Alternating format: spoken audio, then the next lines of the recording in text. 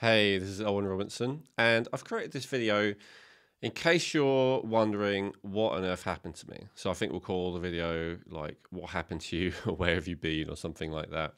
So I realized that many of my former audience will have moved on and maybe won't care, and that's okay. This video is not for you in that case. But if you're watching this, I guess you do care at least a little bit. You're a little bit curious. Um, so I've primarily made this with my academy members in mind, people who certainly who joined, Health Coaching Institute, but also Detox Academy, High Energy Academy, Taoist Health Academy, anything like that. But also for my Lionheart Herbs customers as well. I figure a few of you may be curious what happened to me, and why am I creating this video now? Basically because I've been gone for a few years and I'm back. And I kind of had a false start before coming back a few years ago. So wanted to let you know I really am back, what I'm up to now, what you may be interested in. This is not about selling you stuff. Most of what I'm doing now, which I want to share with you, is free. And if it's not free, I want to offer you such a massive discount that basically we're losing money on it if you're an Academy member, to honor the fact that you were an Academy member. So this is really just to answer that question of where have I been, what happened to you, and for those who care. So let's go for it. I guess I've been thinking a long time about how to put this, and I think the place that I'd ultimately start with is careful what you wish for. So back in I think 2014, kind of a little bit before I basically disappeared, which, depending on the definition, I'd say maybe 2016, I stopped releasing new courses and, stopped sending emails largely and stuff. So back in 2014, I stated a goal and I did it publicly. I did it in an email, which I think went out to all my subscribers at the time and also on social media. And I stated my intention to get, I can't remember exactly what it was, but I think it was something like 100,000 people to take tonic herbs. This was my big goal for, Lionheart herbs, but just to get a lot more people aware of and trying these herbs, which to me had been, really life-changing. So that was an intention I stated. And of course, I had no idea at the time how that would end up manifesting, how that would end up happening. And the way that it happened was in a very unexpected route, as I guess often does happen when you make intentions in general and especially share them publicly.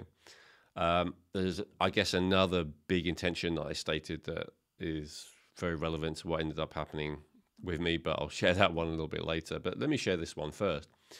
So I shared that intention, thinking, it would be getting more people interested in Lionheart herbs and stuff. And in the end, something different happened. So I ended up being approached by this guy who at one point had been a client, and he shared a business proposal with me. And he basically said, I've got an audience of male customers, and, I think they're low in, he put it a different way, but I gather that they were low in Jing, for those of you who remember the Taoist tonic herb terminology. Is there anything you can do to help with that? And I said, well, yeah, absolutely. That's exactly what these herbs do. And I was not convinced because my thing at the time, I was really focused on my mission to help, of course, get out there the stuff that I knew had helped me and helped others. When I say stuff, I mean, the information, the training, and then also, the products, the herbs, the minerals, especially at the time I was focused on.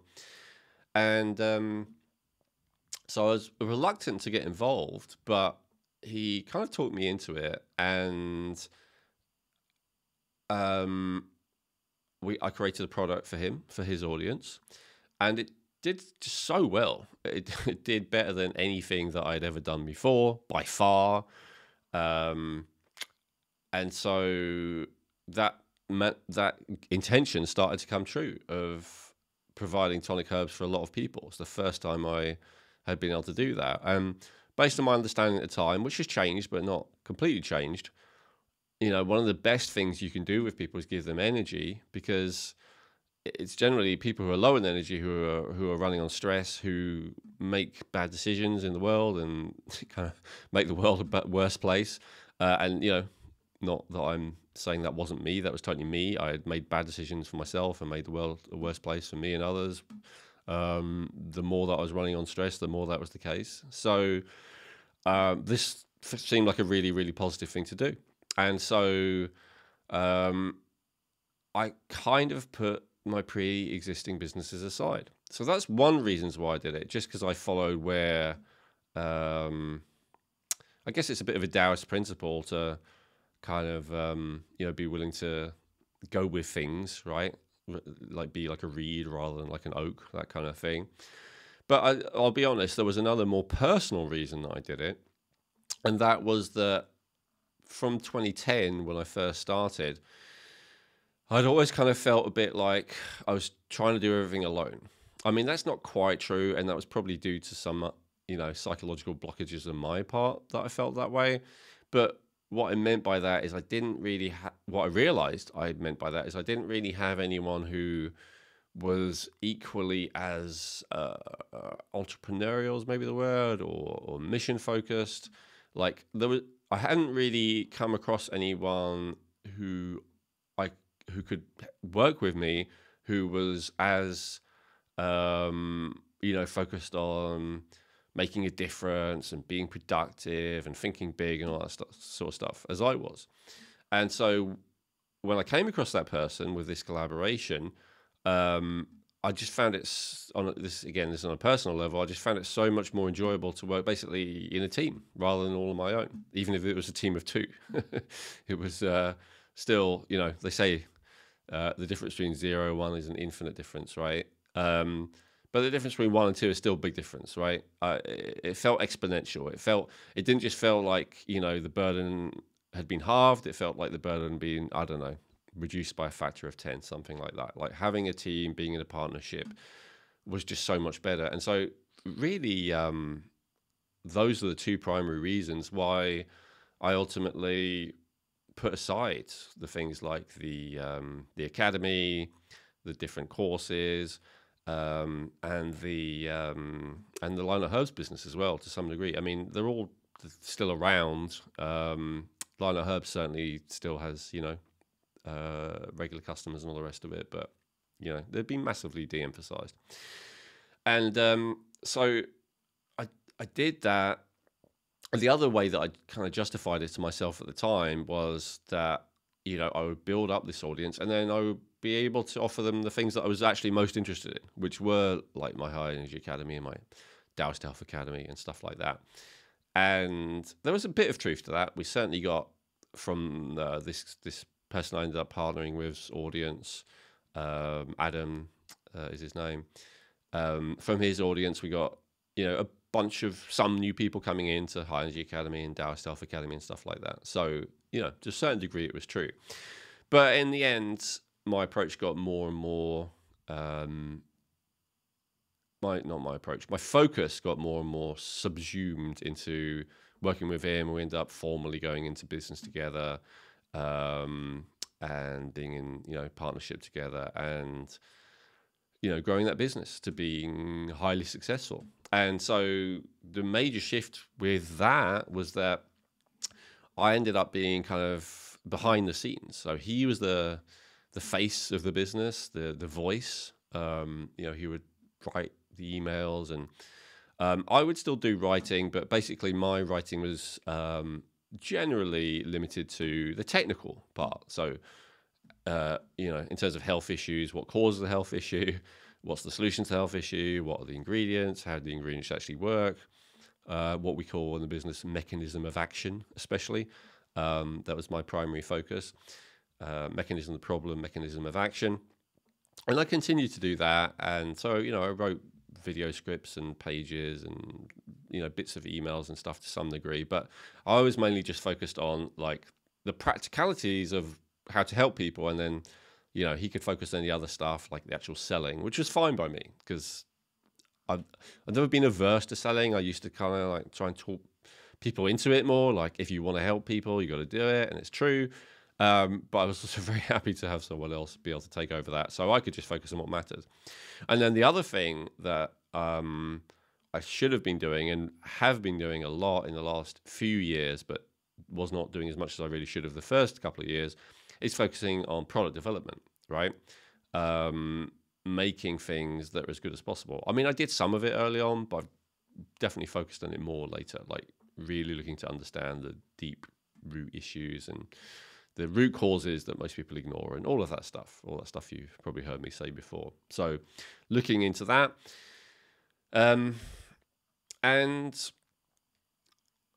that, but the thing is, I got distracted. I'll be honest. I got involved in some other stuff that I shouldn't have done. I don't want to mention anything by name because I don't want to, this is not about starting any, even vaguely, it's not about starting any kind of negativity or confrontation. So I got involved in things that I shouldn't have, that basically I would say pulled me off mission. This is always a danger for any human being, no matter what, that, I do believe this, that all of us have been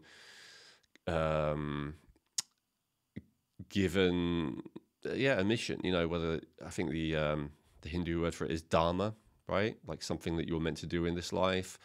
Maybe the more Western term for it is like destiny or whatever. And so all of us are given like a blueprint, like here's something that you're meant to do. And then all of us inevitably get distracted and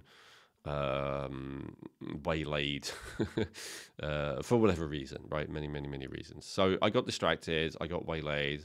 I was doing what I needed to for the business to work, but I was not like super focused on my mission.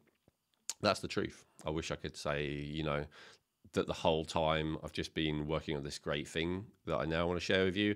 That's not true.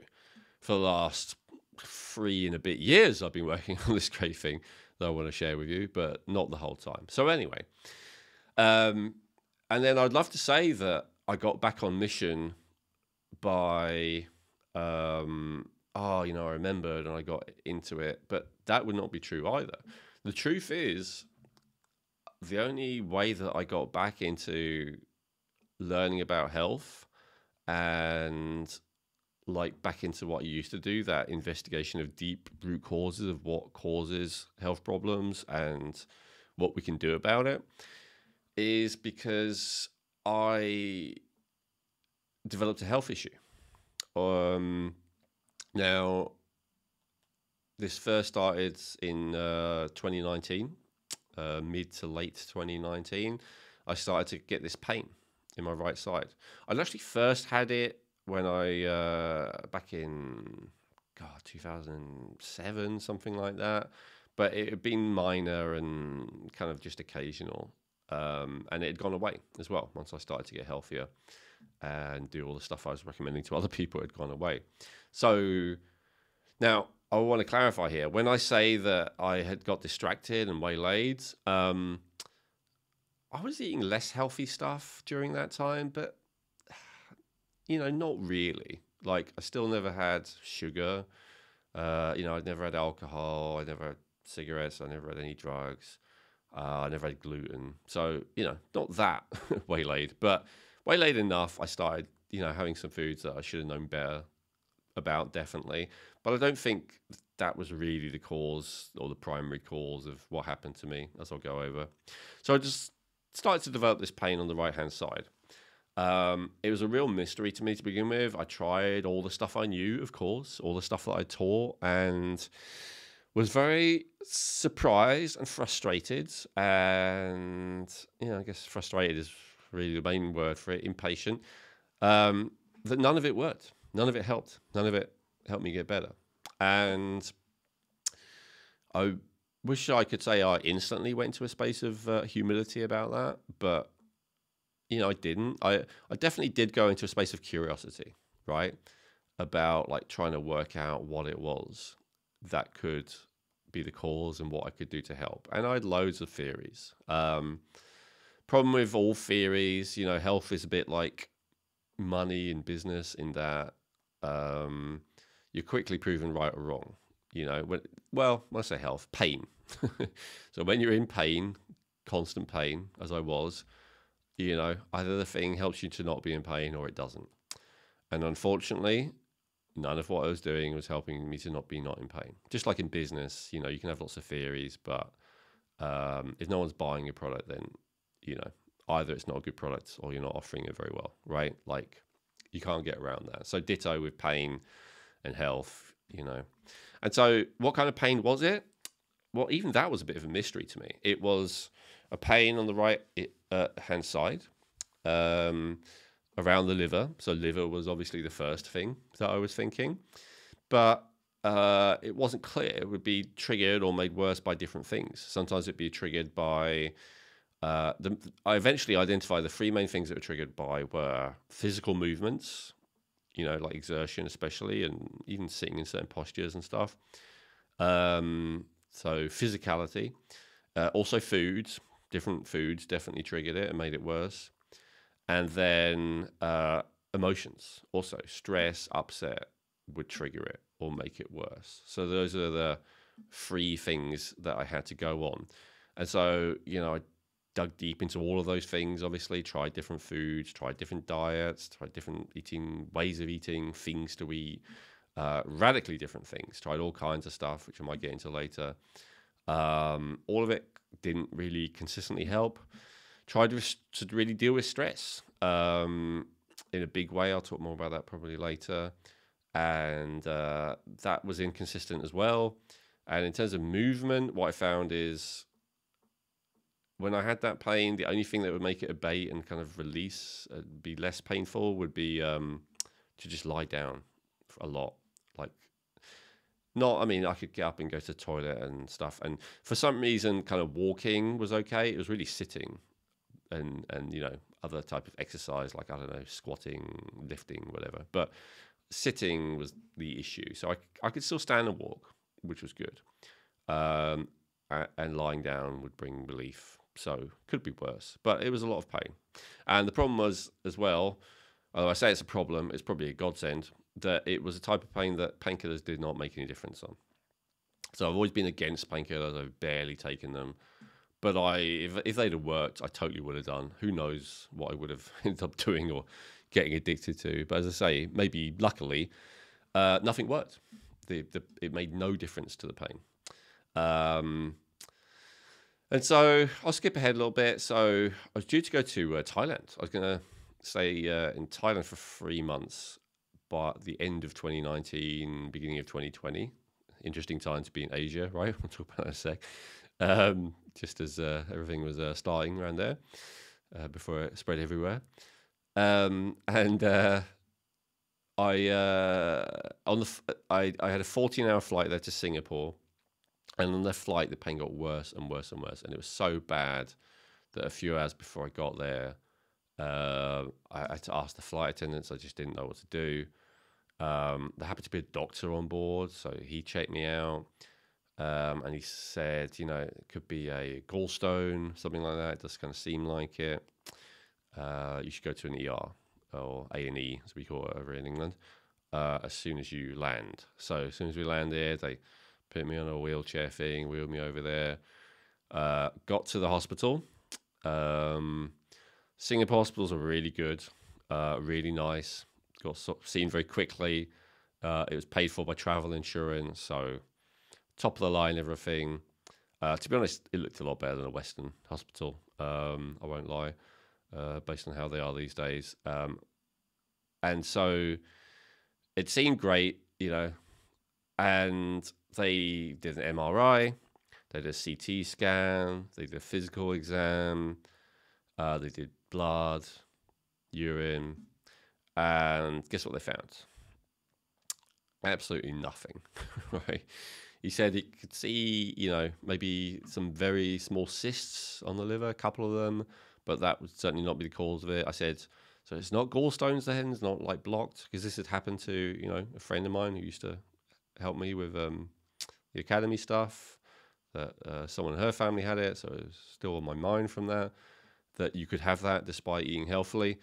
But no, it was not that. There was no blockage in there. And so they basically gave me, they said no sign of infection either, so they didn't even give me antibiotics. They basically gave me muscle relaxers and painkillers. And I took them once, but then the next day I was due to fly to Thailand, and they gave me like tramadol, some crap. No offense to anyone who likes, but it's some opiate, right? I don't want to get involved in that. And it didn't really help. Again, didn't really help. If it had magically made the pain go away, like in the movies where you take a thing and everything's gone, maybe I would have done it, but it didn't really make a difference anyway. So the muscle relaxers seemed to work a little bit. But anyway, I left it all behind, flew to Thailand. I went straight to a health resort in Thailand, right? This Taoist place, which, and there were ups and downs there, but at least some of the time it was better. And then, February 2020, we flew back and COVID had already hit. Everyone was suddenly wearing a mask in the airports and all the rest of it. And we got home. I say we, my wife and I, Hannah.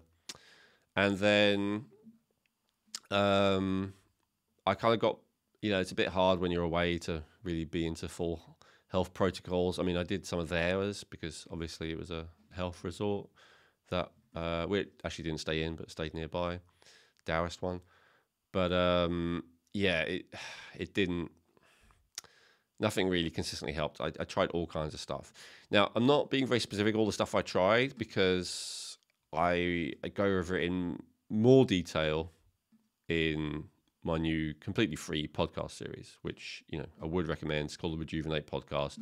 I'll talk more about it later, but that's kind of why I'm not going into too much detail, because I talk about what I tried in much more detail there, depending on what your interest is, right? Because as you'll about to hear, I end up having a lot more issues than just pain and digestive issues.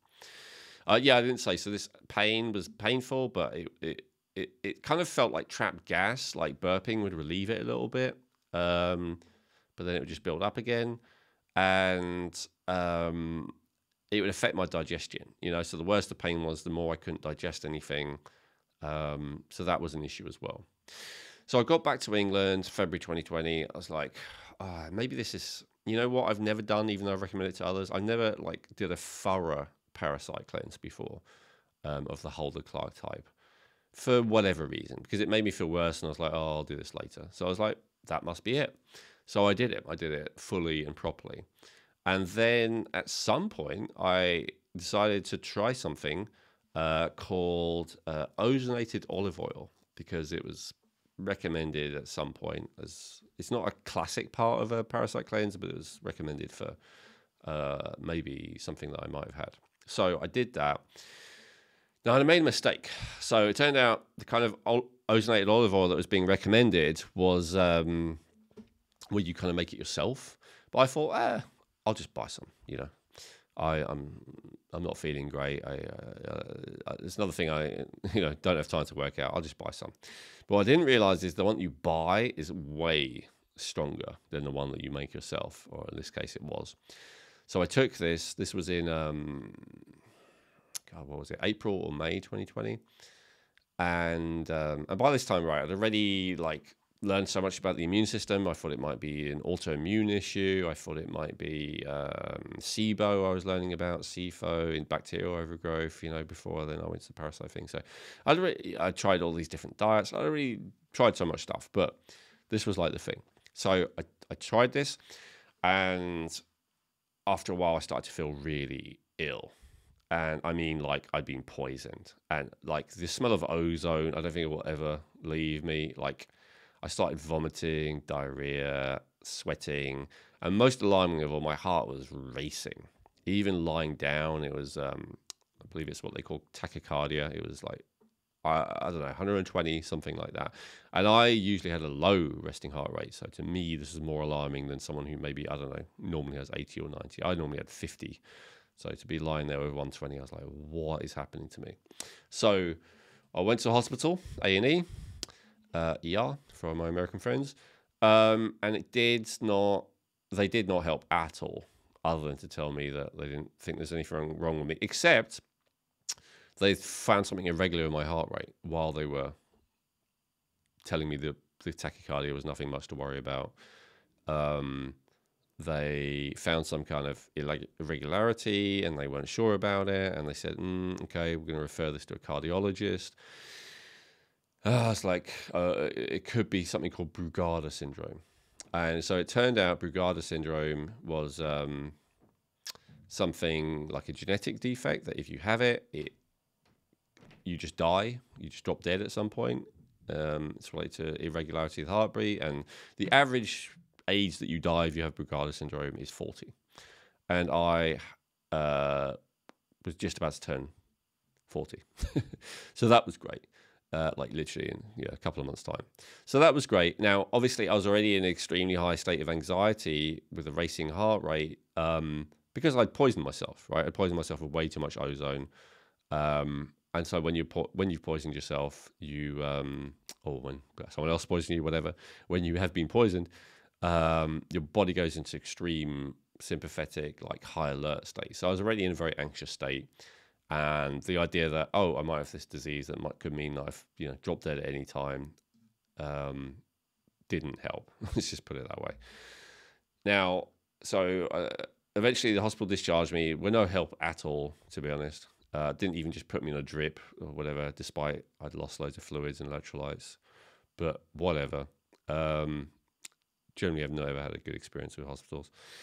And always been just completely unhelpful so far in my life. Who knows? Maybe I'll eat my words and they'll, save my life many times after this. I don't know. But up until now, not really helpful. So I went home, did other stuff that I knew to kind of calm myself down now that I knew it was not serious. And, like charcoal and stuff to help to deal with the poison, drinking water, and eventually, I managed to calm down a bit, and maybe I slept for like an hour or two or something, but I was not feeling good. I was feeling really weird.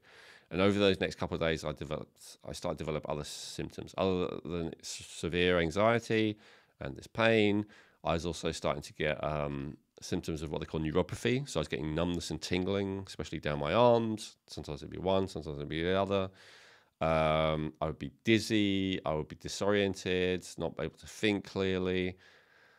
I couldn't sleep. Not technically true. I couldn't stay asleep. Never been an issue for me. I had insomnia a lot, but it was always the case that once I fell asleep, I could stay asleep.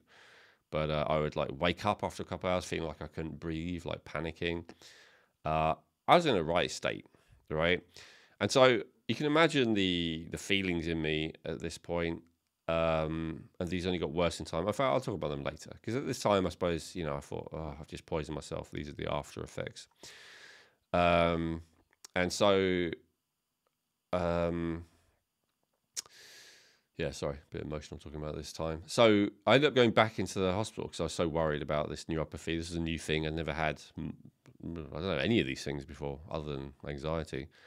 And of course, the digestion's still awful. I could barely eat. So I went back into hospital, and a couple of days later, and like the first doctor who saw me is like a neurologist. He's like, okay, tried to be helpful.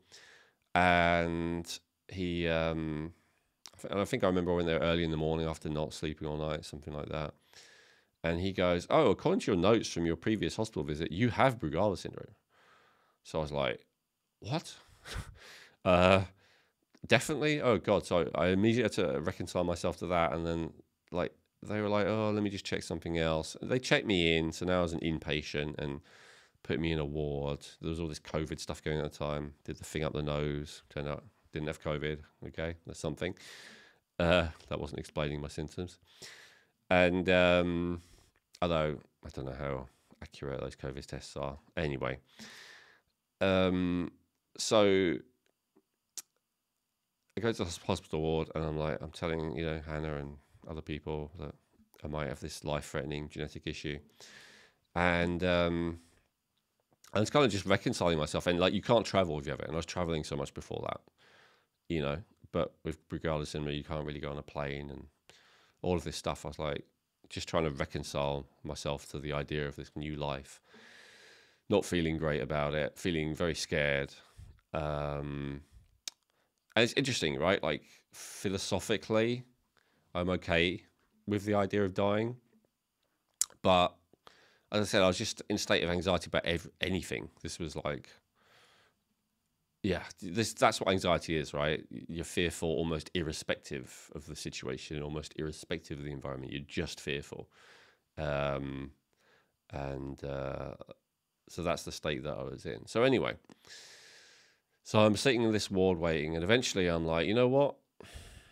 I'm almost, because I do still believe that you create your own reality. I was like, what reality am I creating for myself here? This is terrible. And I was like, you know what? I need to start really, really focusing on the reality I want to create. So right now, I want to focus on, like, the doctor come in and go, actually, you don't have this illness. There's nothing wrong with you. You're fine. Just go away, which is what doctors have tended to say for me throughout my life when I've gone to them. There's nothing wrong with you. Go away. Whether they're right or not, not always. I'll give examples of how that wasn't actually accurate, but still, I guess it all depends on how you look at it. So I started focusing on that, like visualizing that, praying for that, whatever you want to call it. And then about an hour later, the specialist came in. He goes, oh, no, you don't have Brugada syndrome. I just checked your chart. That it was misdiagnosed. You're absolutely fine. There's nothing wrong with you. The neuropathy you're experiencing, it's just a pinched nerve. That's fine. Just, you can go.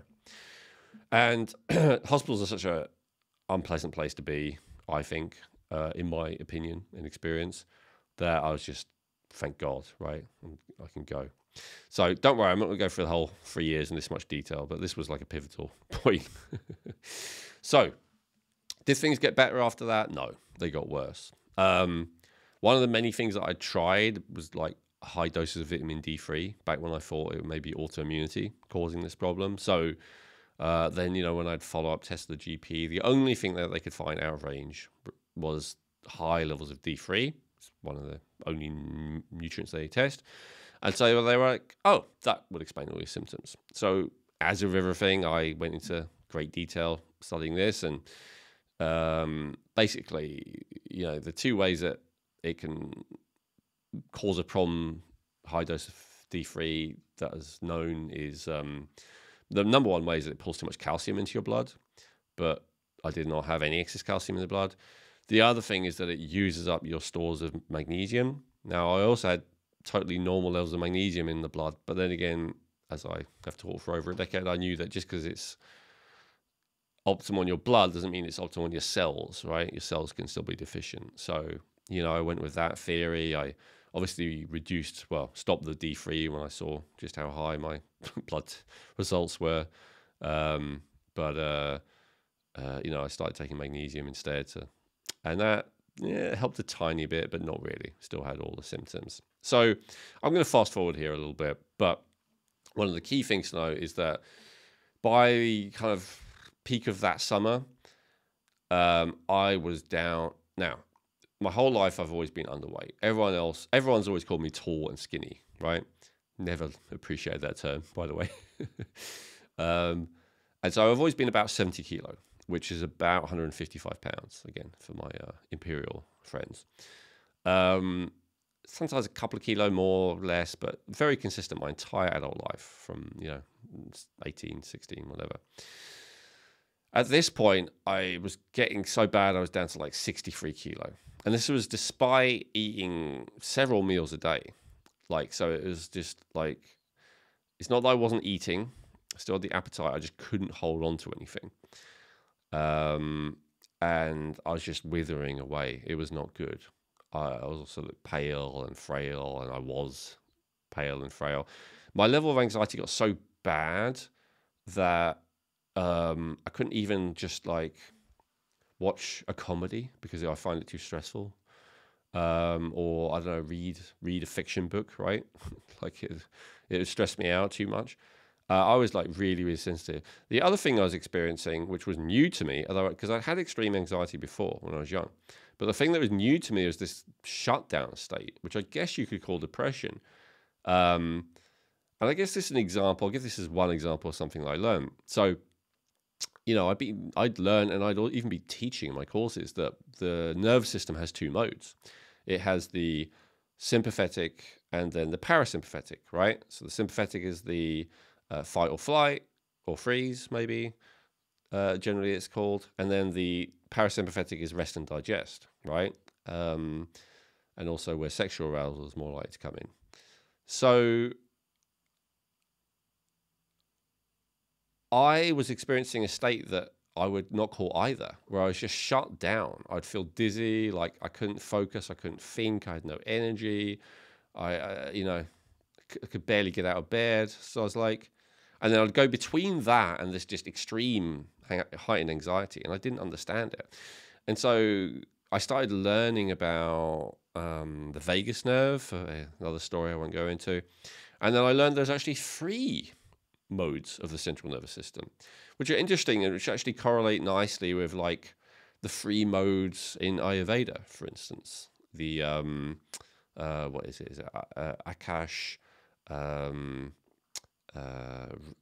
Rajas, and Tamas? I think those are the 3. And so it turns out that actually this is called the polyvagal theory, but I see it as more than a theory. I think it's accurate. So basically, you have 3 modes to your nervous system. You have where you are alert, but also relaxed and social, like you feel a desire and an enjoyment in connecting with others.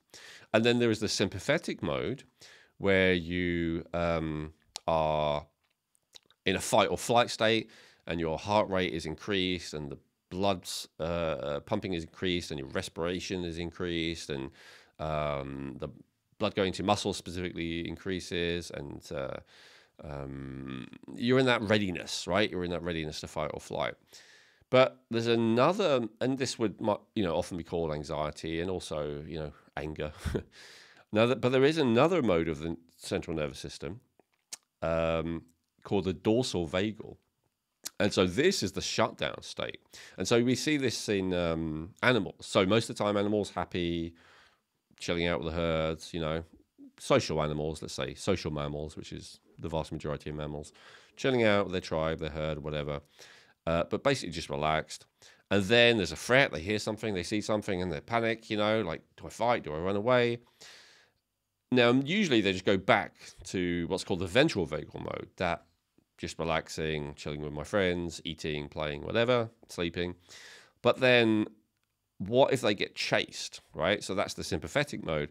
But what if they get chased and they run out of energy, they become too tired, or what if they chase and they get caught, right? Well, in that case, there's a 3rd mode called the dorsal vagal mode, which is basically freeze and play dead. And so this is an interesting strategy. You wouldn't think it would work, but freezing works because a lot of predators only see movement. So if you stay still enough, they don't see you. But this even works when you've already been caught. So it turns out with a lot of predators, you could be like in their mouth, in their jaws, they've really got you. And yet if you go limp and play dead, they'll actually just drop you and go away. And this is because a lot of predators, unless they're very hungry, if they're very hungry, then they won't drop you. They'll eat you. But if they're not very hungry, they might just drop you and move on, because they have the reason they chase you in the first place is because they have this prey drive. So, I've seen videos of this. You can look this up. Polyvagal theory, in animals. And you can see the dorsal vagal mode. And so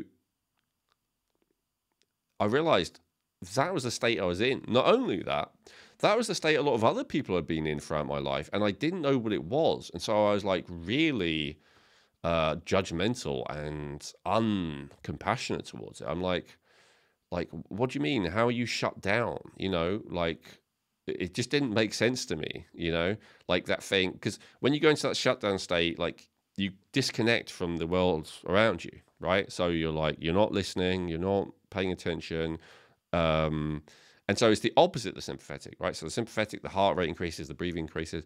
With this dorsal vagal shutdown mode, your heart rate slows, your breathing slows, your metabolism slows, everything slows down and so it's interesting, and it makes sense, if you think about the 2 modes and you go, if someone's depressed, are they in the sympathetic or parasympathetic mode? And some people would say, well, they're in the sympathetic because it's a type of stress, but that doesn't really make sense because depressed people do not have, elevated heart rate and elevated breathing, all the rest. They tend to be quite sedate.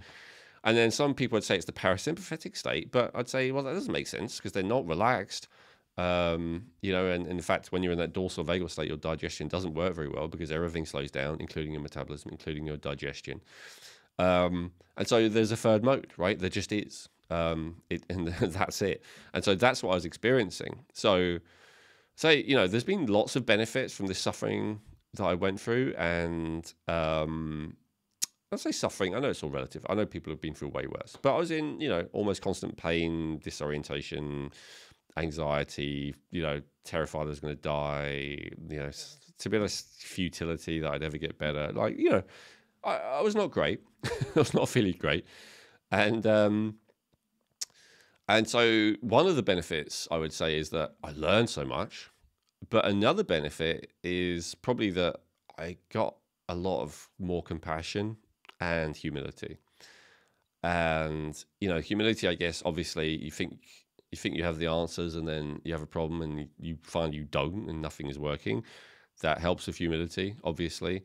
But also, in terms of what I just said, right, like thinking that this is how people work, and then, oh my God, there's this whole other thing, and oh yeah, it is extremely hard to, be present when you are in a dorsal vagal shutdown mode.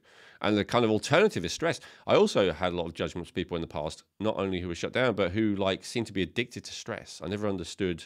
I understood it in the sense that I was addicted to stress for a lot of my life, but I never understood why people would cling on to that addiction so tenaciously instead of doing things to relax themselves, like I had been doing right during that early part of my career that you may know me from. But I started to understand, so when you're in a dorsal vagal shutdown state, being in a sympathetic, highly hyped up state seems like it's an upgrade. It's an unsustainable upgrade, but it's an upgrade nonetheless. So, maybe most of us are really living a life like going between, I can't function, I'm shut down, I can barely function, I'm almost shut down, to, oh God, if I don't do something about this, then this is going to happen. And then we work ourselves up into a panic enough to be able to function and do stuff. Or maybe, we do that artificially with taking stimulants or whatever. But basically, we put ourselves into sympathetic mode to get stuff done until we burn out. And then we're back into the shutdown state, the dorsal vagal state. And so a lot of things started to make more sense. I started to have a lot more compassion. All of this has been very good for my level of humility. Do I talk about this? Yeah, I think I do. Okay, so, I also looked a lot into, because I said one of the three things that triggered it for me was emotions. So I also looked a lot into psychology and emotional stuff. I started doing, various kind of body work again that helped to release and stuck emotions, become aware of emotions. But I also started to talk more. I ended up getting a therapist who I've been speaking to now for year and a half, something like that. I haven't been diagnosed with anything, and I've asked. I'm always interested in a label, but don't have any mental health issues per se. It's just to have someone to help me understand what I'm feeling. I think that's the thing. I think I used to talk a lot about what to do with feelings, but what I didn't realize is that I just wasn't aware of having a lot of different feelings. And so then I was, and I also learned the definition of repression as opposed to suppression. So my understanding of this, maybe you've had a different definition, but suppression is where you feel a feeling start, like maybe you're starting to get annoyed or you're starting to feel sad, and then you repress it. You push it down. You suppress it, in fact. But repression is where the feeling bubbles up, but it never gets into your conscious awareness in the first place. And so this is what was going on for me. I was having feelings and not having them come up in the first place. So I've talked, before about how I come from a dysfunctional, traumatic family background. And I won't go over that again. But I realized more and more the impact that that had on me about, having this tendency to have a high level of repression of feelings. And the thing is, if you're working so hard to stop yourself feeling all these feelings, that's when you tend to be more judgmental when other people have those feelings, right? So I'm trying so hard not to be X, and you're just doing it. And then there's all this judgment. But, really it's your own self and your own feelings that you're judging and suppressing more than anything. So that was a big thing to me to realize, and when I start talking about that, because, I realized, so I've talked about, the ways that I had been behaving badly emotionally, and I realized, people around me as well had also been behaving badly, and that I'd been repressing my feelings about that. So I became more aware of my own, judgments and bad behavior, and became aware of others. I won't say anymore. I don't want to, again, stir any issues. And so, I started to make the choice to become really honest with people about how I feel. I mean, I was always honest, but I was just unaware is the problem. So becoming aware of stuff and then being honest about how I felt. And then that had a positive effect in many ways on my life. I won't talk any more about that, but yeah. So that was good. So I talked about psychology. I talked a bit about food. I talked a bit about movements. I haven't really talked about that, but I tried all kinds of physical interventions: physiotherapist, chiropractor, all of that kind of mainstream stuff, osteopath, craniosacral, and then tried all kinds of alternative physical stuff as well that you remember me doing before, stuff you never heard of, that I'd never heard of till I tried it. Tried loads of things. None of it really was super effective. I also tried a lot more meditation. I started doing Joe Dispenza's method after trying a few. That's the one that I settled on, which I liked and got some benefit from. But what I still realized is that I was so, what's the word? I'm sure you can relate to this. Well, not I'm sure. You may well be able to relate to this. Like, you do whatever, you do a meditation, you do a yoga session, you do a personal development, something, and you're feeling all great. You're feeling maybe blissed out, or you're feeling like nothing can stop me or whatever. And then you go back into the world, and then, you're upset again. Like, it doesn't take very much. And so that's what I was experiencing. On one hand, I would be like full of serenity, and then, an hour later, I'd be full of anxiety again.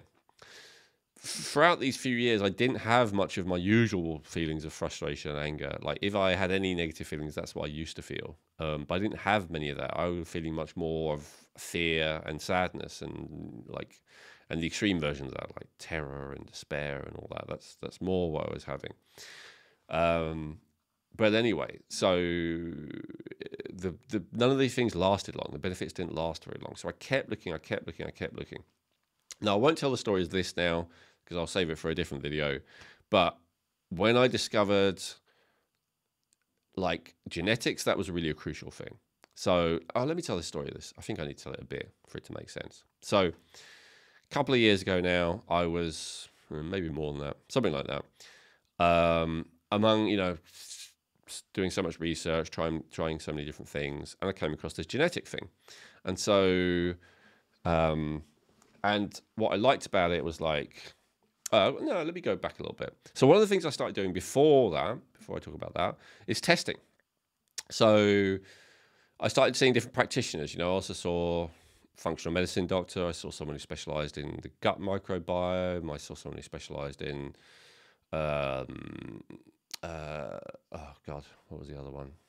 Can't remember. Nutritionist. I don't know. I didn't make notes about all this. But anyway, a few different people.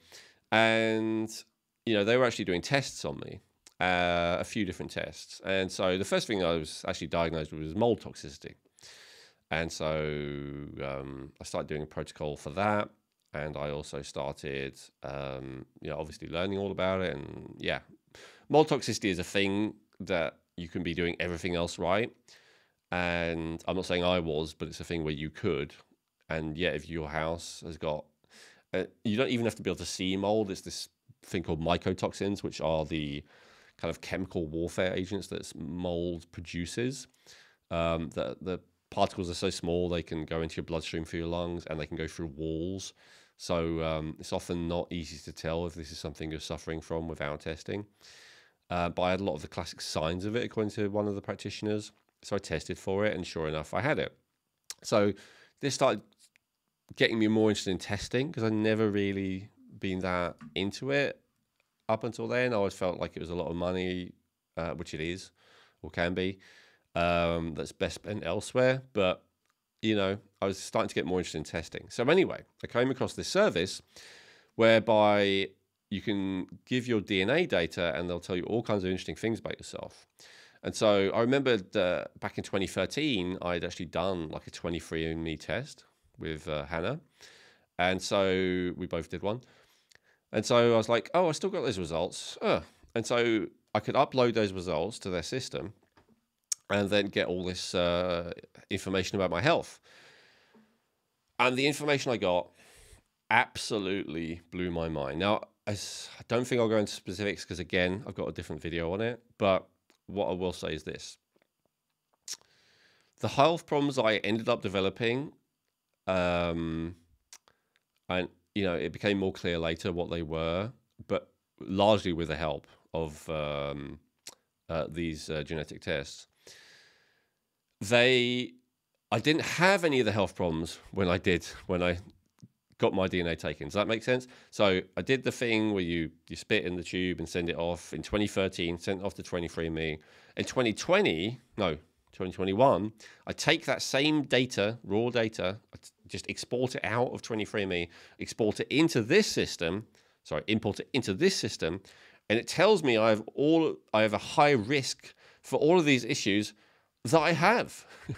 And most of them I didn't even have back in 2013 when I did the test. That was the thing that I found really mind-blowing. And I thought, wow. And it was so amazing. I tried a few different genetic things, but most of them are like, they give you one report and it like recommends a supplement or a few supplements or something. But this was like hundreds of reports. Like your chance of having this, your chance of having this, your chance of having this. And then, so your chance of having sinus issues, your chance of having UTIs, your chance of having digestive issues, like your chance of having irritable bowel disease, and then your chance of having gluten intolerance, your chance of having sensitivity to caffeine, your chance of having issues with sleeping deeply. And then there's also types, like, are you a high fat type? Are you a low fat type? Do you do better with high or low fat? Do you do better with high or low protein? Do you do better with high or low carbohydrate? And then like with every nutrient, do you need more or less copper? Do you need more or less vitamin D? Do you need more or less magnesium? Like, do you need more or less of each of the amino acids? Do you need more or less of each of the essential fats? And then one of the other things that they show was lab markers. Do you tend to have high cholesterol or low cholesterol? Do you tend to have high bilirubin or low bilirubin? All of that stuff. And then also lab markers. And then also toxins. And then, and so the toxin reports are not huge. They only have a few. They only had a few. But one of them was lead. And it said that my body doesn't detox lead very well. And so that's a genetic tendency. So the way these things work, in case you're wondering, so there's epigenetics and then there's this. I'm simplifying, obviously. So epigenetics is the thing that can be changed throughout your life, and does change throughout your lifestyle, depending on your lifespan, depending on your lifestyle, depending on your diet. This is where, like Joe Dispenza's work of people who do enough meditation, they can prove that they change some of their genetic markers and stuff like that. All of that's great. So yes, living a healthier lifestyle will absolutely give you better health outcomes. Although, obviously, the challenge that many of us face is, what is a healthy lifestyle, right? But anyway, if it's healthier for you, and as I said, that varies so much by genes. That's what these things showed me, right? High fat, low fat, high meat, low meat, or no meat. Like all of these things, it turns out that there's a strong genetic correlation as to whether it's going to work for you or not. Absolutely blew my mind how accurate it was, not just the depth of the information or how comprehensive, but how accurate. It was shockingly accurate. And yes, of course, as is my tendency, I got, you know, my wife and family members, my friends, my business partners, my employees, and then, you know, further afield as well. I'll talk about that in a bit. Like everyone to try out. Stunning level of accuracy. So not only does it predict the chance of these issues, but it also predicts the but it also gives recommendations, and the recommendations are specific for your genetics. But yeah, let me go back to explain about the genetics. So there's epigenetics, but that's not this. So what this is looking at is these things called SNPs, which stands for single nucleotide polymorphisms. And these are basically like, you could call them mutations or variants in your genes. So it's checking for those, and it's, sorry, lost my train of thought there. Where are the time? How long I've gone on for already? So I'll try and keep it short. So it's checking for these. So those don't change throughout your lifetime, right? So that's why the reports can't tell you will get this, but they give a percentage chance in many cases, right? And so I found consistently for me and everyone who I've looked at it with is when there's a very high percentage chance that by the time someone's in their like 30s, 40s, they've either had the issue or the few, because I, you know, have the privilege of speaking to a lot of healthy people. So if they haven't had the issue and there's a high chance of them having it, it's probably because they've already been following most of the recommendations, right? Because this is not all obscure recommendations. Some of them are, you know, common sense stuff that I'm sure you're already doing. Some of them are more obscure. So anyway, for me, one of the things was lead. So I ended up doing this very broad test for nutrients, and it also tested heavy metals and all kinds of stuff. And it turned out I had sky high level of lead in my blood. What does sky high mean? It means it was in micrograms per deciliter. I think that's the right one. And mine was 27 when I first had this tested back in mid 2021, just after I first learned about these genetic reports. It should not be above 3, and for you know, to be okay, to be considered potentially dangerous, and it shouldn't be above 1 optimally. If it's above 45, it requires hospitalization. If it's above 5 as a child, it requires hospitalization. So this was really high. This was really bad. The mold thing, the mycotoxin thing was something, but the lead thing was like, oh my God. And so I started looking into lead toxicity, and it can cause all of these issues. Digestive issues, pain, neurological issues. And yes, even, you know, aggressiveness and suicidal feelings and all of this stuff can all come down to this lead. And so I learned a big lesson there, a couple of big lessons. First of all, general detoxing is fine, but it's great to test to actually be sure. To be sure that you have toxins, what type they are. Because it turns out, like, this high lead is not necessarily a sign that I'd been doing something dreadful. And yes, you know, I tested our products to make sure it wasn't coming from them. No. I actually think so I read the World Health Organization kind of thing about lead, and it turns out that lead, your body kind of doesn't, it's not like other heavy metals like mercury or whatever, because your body can't tell it apart from other stuff. That's the worst thing about lead.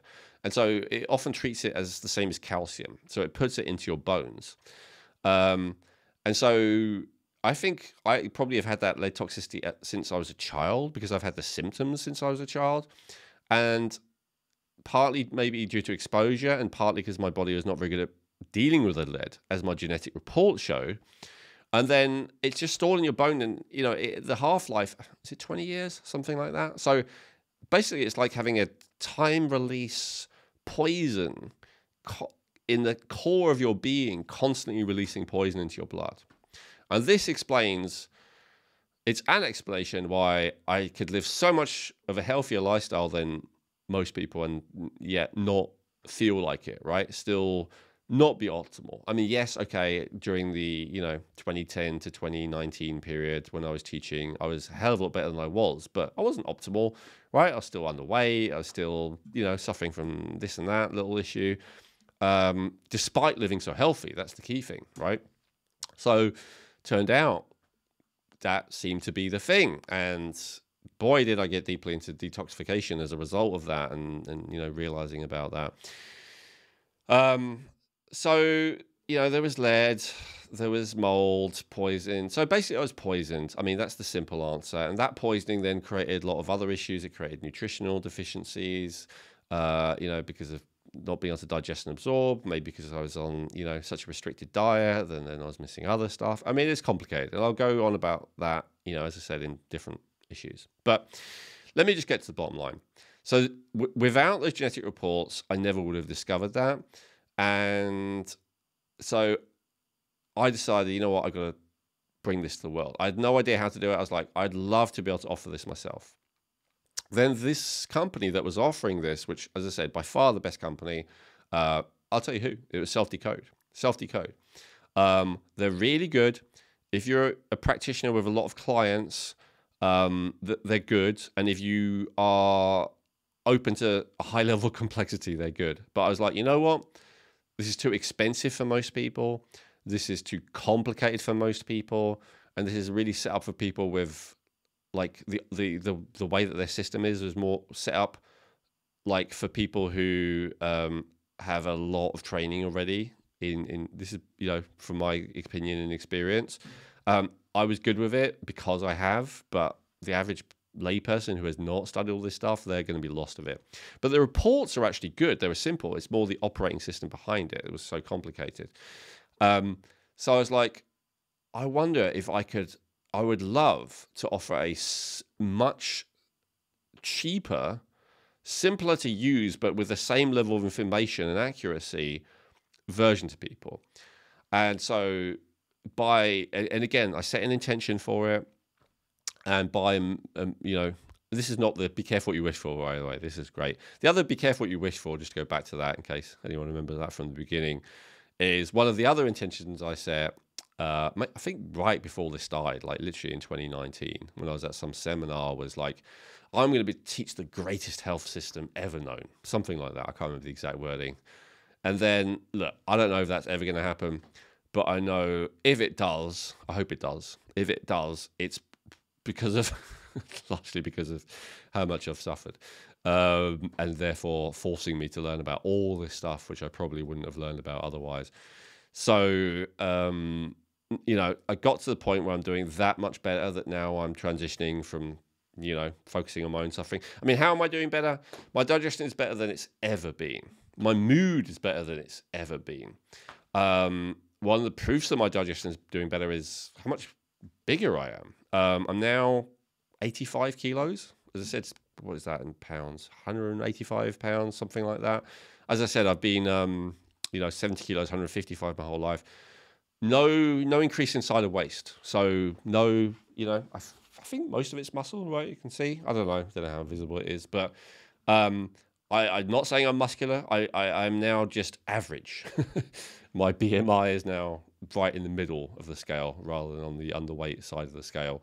But, it feels good. I feel more substantial. I feel, more sturdy, more grounded.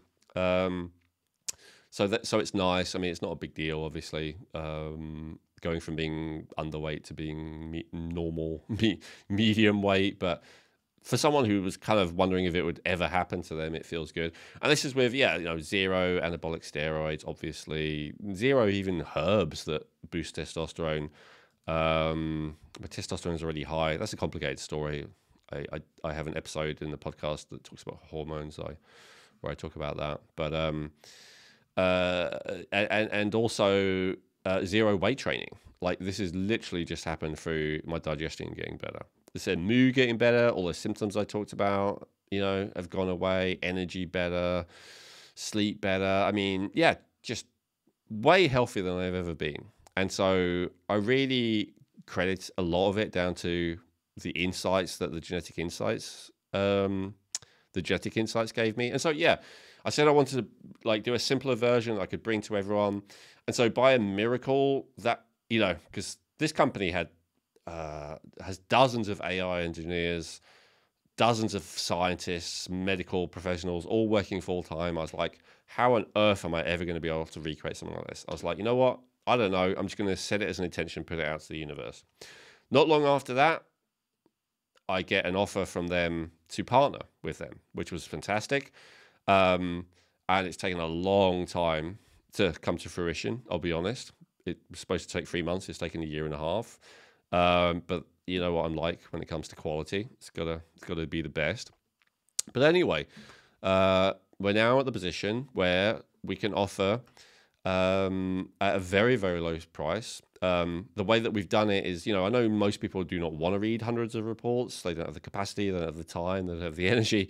So we've done a load of different like collections just based, I say me and my partners in this have done a lot of different collections just based on what you're interested in, based on what issues you have, So if cardiovascular health is your issue, we've got, a dozen or a few dozen reports on that. If hormonal health is your issue, if energy is your issue, if wanting to lose weight is your issue, if wanting better brain performance is your issue, if food allergies and intolerances is your issue, whatever your issue is, we'll have a collection for you, and it's like between $45 and $65 just for that collection. If you already have that raw DNA data, if you've done that before. If you don't already have the raw DNA data, you got to either buy a DNA kit from us or you're welcome to buy it from somewhere else. I honestly don't mind at all. You can get it from Ancestry or 23andMe or something like that. And then when you finally get it off them, you can do what I did. You can download the raw data from them and upload it to our system, and you'll be able to get it. So, but if you've already got it, there's no extra cost. Now, there's also the Limitless bundle that basically does give you access to everything. So that's available. And so, of course, I want to give you a massive discount on this. We have to pay quite a lot of money for every user we add. We have to pay way more for that than we have to pay for any of our herbs, for instance. So I would love to give it for free, but I can't give it completely for free. But I don't know where you're going to see this, but we'll put like a massive discount code. I haven't quite worked this out, but the most we can possibly do, maybe we'll lose a bit of money, but without losing too much money, we'll put in there if you want to try it. Now, the other thing is, of course, as I said, other than the genetic insights, I learned so much that I want to share. So there's no new course. I don't think we're ever going to do a new course again. I don't feel right about charging money for what I've learned. I don't know, maybe it's the period of humility that I went through. I do think it's the best possible thing that I do think it's the best. If I don't think that what I have to share is the best thing on a particular topic, then I haven't done a topic. You'll see there's some big health topics that I haven't addressed. It's because I don't have the answers yet. But if I do, I've done an episode for it. It's all completely free, the Rejuvenate podcast. If you're an Academy member, make sure, again, to check your emails because I will offer the access to the genetic insights. With the DNA kits, we have to charge a certain amount. It's literally legally, contractually obligated. But for our access to all the different reports, that's something where I'll do either a massive discount or I'll see if I can do beyond a massive discount. But at least there'll be a massive discount. It will at least be like 80%, something like that, to thank the people who bought any of my academies before. The discount will not be as much if you haven't been an Academy member, if you're a Line of Herbs customer, but it'll still be massive. It'll still be way more than I'm offering to anyone else, and have ever offered to anyone else. So and will ever offer to anyone else, to thank you for being there first, being one of the first people who did me the honor of listening to anything that I have to say. So I guess check out the emails for that. Maybe I'll do it on Facebook or something. I don't know. I haven't really worked it out yet completely, but definitely we'll definitely do it by email. So check out the emails for the precise code for that. Again, I've no attachment to you getting our DNA kit, just to clarify that. You are totally welcome. Like, we have to sell our DNA kit at $99. If you can get it free from Ancestry, 23andMe, anywhere else. Sorry, not if you can get it free. If you can get it cheaper from them, I will not feel bad at all. I will not feel any hint of, I prefer you get it from me. Get it from wherever you want if you haven't already got it. And then, go for our collections reports, because first of all, we're way cheaper than them, even though we're giving you the same material. And second of all, I'll give you a massive discount on top of that cheapness. So I really want it to be like a no-brainer. Check out and if you don't want to spend any money with me, if you're done spending money with me, no problem. I still appreciate you and love you. Maybe check out the podcast where I share all of the latest trainings that on all kinds of topics, 100% free. I share what I'm going through, what I have been through, what I've learned. Sometimes if it's not something that, I've got a lot of experience with, I'll say, look, I'm experimenting with something right now, and this is the results so far. I'm really big on tracking results these days. So, I'll talk about blood tests and before and afters and all that kind of stuff. So if you're into that, that's awesome. But yeah, either way, I hope. And if you're not interested in any of that, I don't know, you probably wouldn't have watched this much of the video, hypothetically, then no worries. I appreciate the time and attention, the fact you've been a customer, that you were a customer, whatever it may be, or that you used to enjoy my stuff. Thank you so much. I hope that, maybe you don't need anything. That's great. In terms of the genetic stuff, though, even if you feel great, I would say, like, one of the reasons I want to bring it to people is like, God, if I could travel through time and give these reports to myself when I was young, I could have stopped all of these health problems happening to me. And I'm not exaggerating. Like, literally, I could have been, okay, don't do that because that, you have a tendency towards that, and do that because it will prevent that. Like that, I believe that for me. I can't say that for you. Every case is different. But even just consider it for your spouse, consider it for your children, consider it for anyone who, is struggling, or ideally even who you want to prevent them ever having to struggle. It's the best thing I've ever done, no question. And it's not really me. This is the thing. Again, humility. I had to accept there's no way I could build something as good as they have. All I can do is make an agreement with them to make it available to you a hell of a lot cheaper and a much more easily to digest format. So thank you so much for your time. Again, maybe we'll put discount code underneath the video, but probably better to check the email just to be sure. I hope to see you in my new world, either the podcast, Genetic Insights, or both. Thanks.